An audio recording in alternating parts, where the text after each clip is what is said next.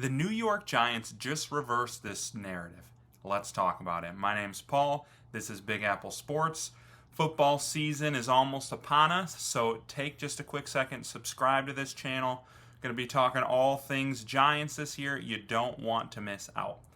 So, for years, really since probably Evan Ingram, the Giants have not had a solid tight end position.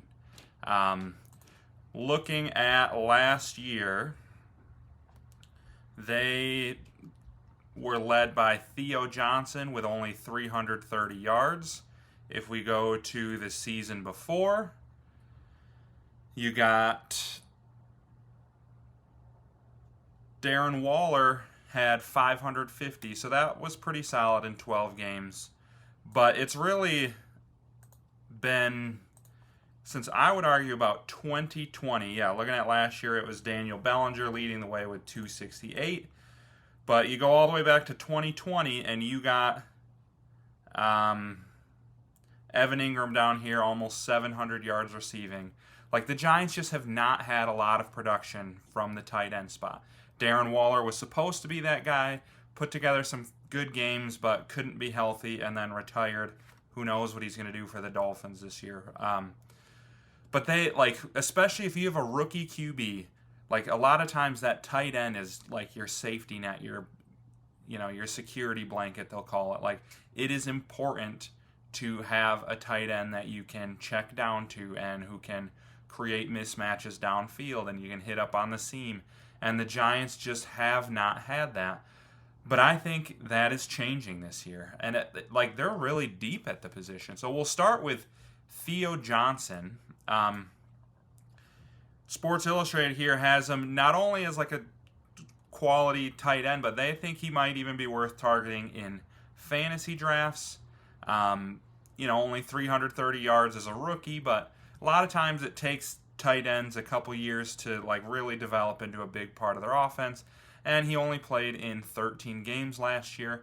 But if you saw him in the preseason, like, he's fast. He's really good in space. And then, like, there was that screen pass Jackson Dart threw to him that he took for a lot of yards. Like, the Giants haven't had a tight end like that where you can, like, create plays designed for him and he can make big things happen. And I think it's going to be a big part of their offense this year. And then, like I said, there's a lot of depth at the tight end position. I really like Thomas Fidone. He obviously had a big-time touchdown in their final preseason game, but people have been talking about him for months. He went to the tight end university that George Kittle and Kelsey and Greg Olsen always run every year. And he actually was getting some really high praise from Travis Kelsey. He was told that he's extremely athletic and moves extremely well. And you can really see that just looking at like his combine numbers. So he ran a 4.7 40-yard dash, which obviously, you compare that to some of the running backs and receivers, it doesn't blow you away. But for a guy who is 6'5", 243 pounds, that's fast. And then a 35.5-inch vert is pretty impressive as well. And out of all the tight ends at the combine, and this was a really deep tight end class with Colston Loveland and Tyler Warren and Mason Taylor and other guys. Like, this was a deep, good tight end class, and he was the sixth most athletic out of any of them. And you could really see that in the preseason. I think the dude is going to end up being a stud.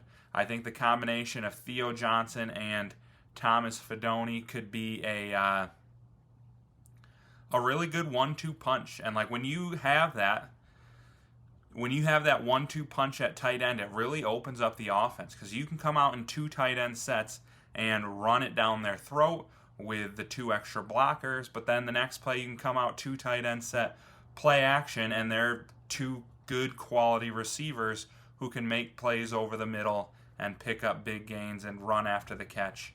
And it really changes your offense. And a lot of teams, I know Ben Johnson really did this a lot for the Lions last year, and you could tell by them drafting Colston Loveland to go with Kmet. He's planning on it with the Bears. Like, a lot of these up-and-coming young coaches really like having two quality tight ends for the reasons I just explained. It really helps you deceive defenses, and the Giants have that. And it goes even deeper on the Giants.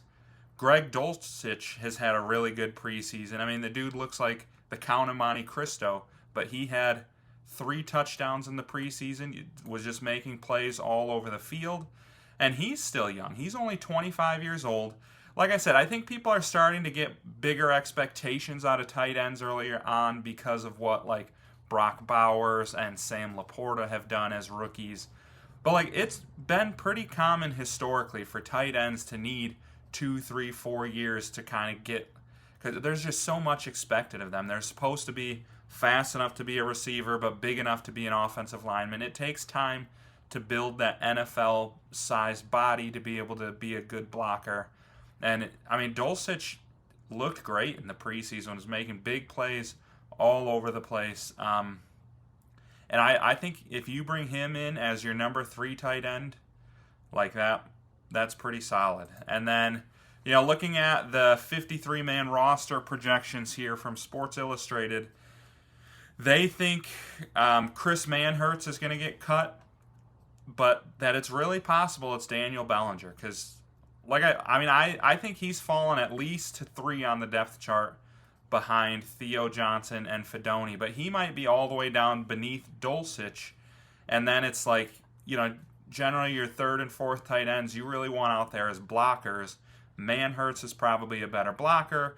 Of course, Bellinger is a better overall player, but he's also getting paid a lot more money. So are you going to pay Bellinger $3.4 million to be your number 3 or number 4 tight end, or would you rather just pay Manhertz? I'm guessing he's probably under $1 million to be a good blocker that you can bring in goal line situations and special teams and stuff. And personally, I'm guessing Daniel Bellinger gets cut unless he takes a pay cut. We'll see if he's open to that. But either way, the tight end position has been a weakness on the Giants for years, but I think this year it is going to be a strength.